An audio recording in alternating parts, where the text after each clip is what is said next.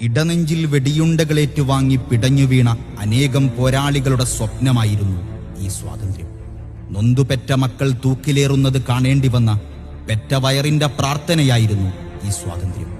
വെള്ളക്കാരന്റെ കാമക്കൂത്തിന് അടിയറവ് പറയേണ്ടി വന്ന പാവം സഹോദരിമാരുടെ മാനത്തിന് കാലം നൽകിയ നീതിയായിരുന്നു ഈ സ്വാതന്ത്ര്യം.